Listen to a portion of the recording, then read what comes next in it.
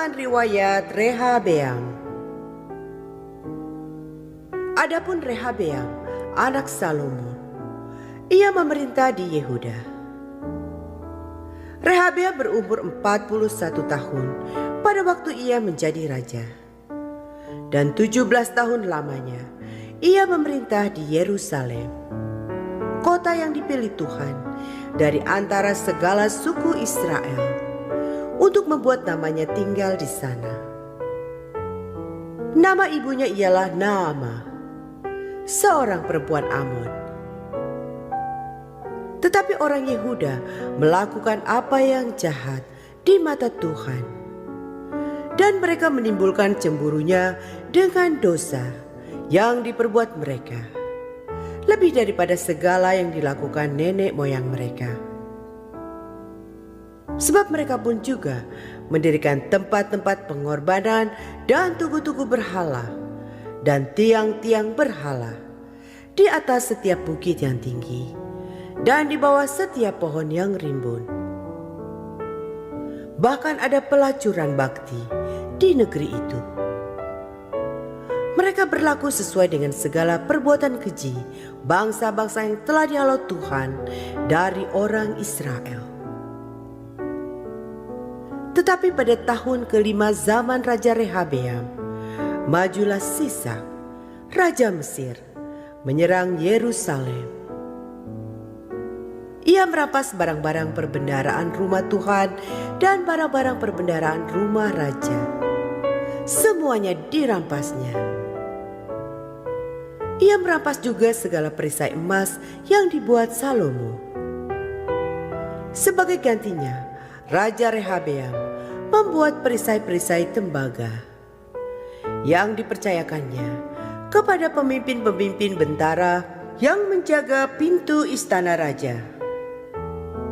Setiap kali raja masuk ke rumah Tuhan, bentara-bentara membawa masuk perisai-perisai itu, dan mereka pula yang mengembalikannya ke kamar jaga para bentara. Selebihnya dari riwayat Rehabeam dan segala yang dilakukannya, bukankah semuanya itu tertulis dalam kitab sejarah raja-raja Yehuda? Dan terus-menerus perang ada antara Rehabeam dan Yerobeam. Kemudian Rehabeam mendapat perhentian bersama-sama dengan nenek moyangnya, dan ia dikuburkan di samping nenek moyangnya di kota Daud.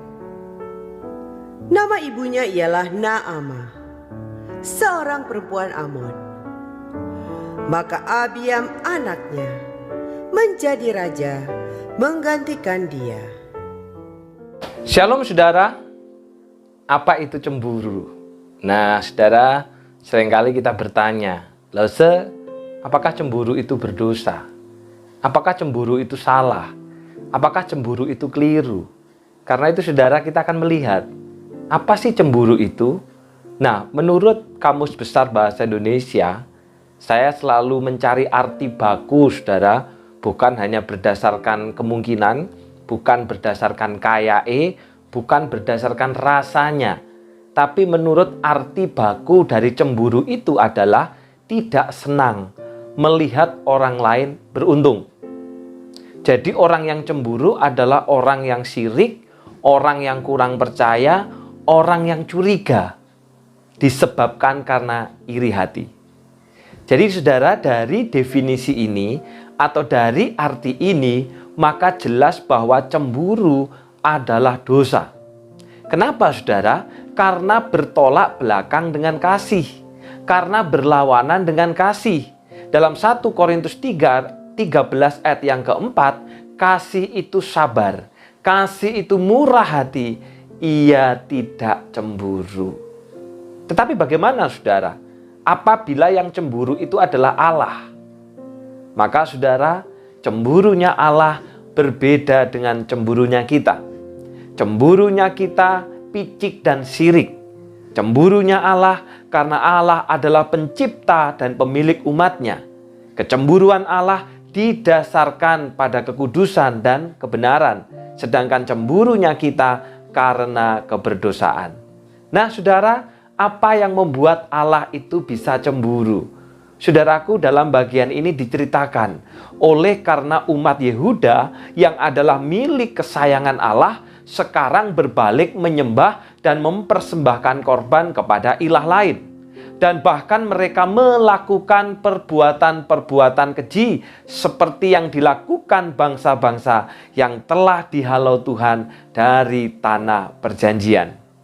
Dengan kata lain, saudara, mereka mendua hati.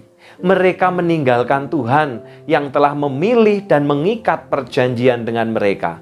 Karena itulah Tuhan cemburu sebab hati Israel terpaut pada yang lain dan umat tidak bisa lagi mencerminkan kemuliaan Allah.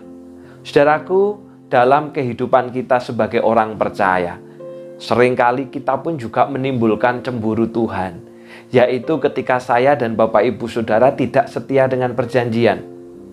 Tuhan tidak ingin ada hal lain yang menjauhkan kita daripadanya. Bisa itu mungkin karena karir, bisa karena pasangan, bisa bahkan karena hobi kita. Karena itu saudara, mari kita introspeksi diri. Adakah hal-hal yang telah mengambil alih fokus dan tujuan hidup kita, sehingga kita tidak lagi setia dengan perjanjian?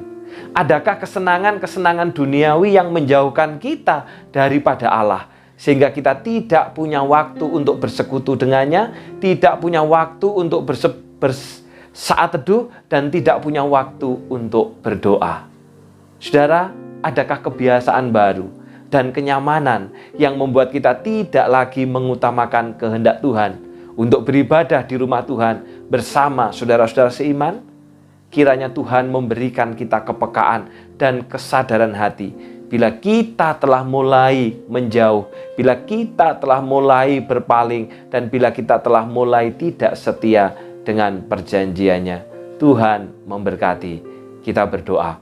Bapa yang di surga, firman-Mu hari ini mengajar kepada kami bahwa Engkau adalah Allah yang cemburu. Kecemburuan-Mu berbeda dengan kecemburuan kami, karena kecemburuan Tuhan berasal dari kekudusan, berasal dari kebenaran, sedangkan kami karena keberdosaan. Karena itu tolonglah kami ya Bapa, supaya kami pun juga belajar tidak menimbulkan kecemburuan Tuhan ketika kami tidak setia dengan perjanjian hari ini. Apabila kami telah mulai lalai meninggalkan perjanjian dengan Tuhan, oh Tuhan, kiranya Engkau sendiri yang akan mengingatkan kami supaya kami kembali terikat dan setia dengan perjanjian-Mu, setia merenungkan firman, setia membawa persembahan persepuluhan, setia melayani Tuhan baik suka maupun duka, dan juga setia di dalam mengikuti ibadah dan sakramen. Demikian juga Bapa, secara khusus pada hari ini hamba-Mu berdoa untuk saudara-saudara kami yang sedang bergumul. Kiranya Engkau yang memberikan pemulihan bagi mereka,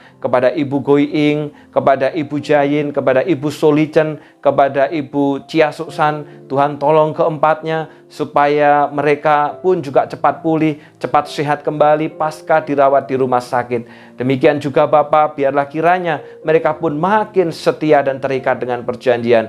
Secara khusus berdoa juga untuk sidang Sinode GKT yang ke-30 yang akan dilaksanakan pada minggu depan. Tuhan tolong untuk setiap hamba Tuhan maupun juga BP Sinode maupun juga panitia yang mempersiapkannya. Kiranya juga setiap peserta yang mengikuti, Tuhan Kau pimpin mereka sehingga melalui sidang raya ini pada akhirnya makin ditemukan kembali kemajuan-kemajuan yang tentunya berdasarkan dan berangkat dari kebenaran firman. Dalam nama Tuhan Yesus kami sudah berdoa.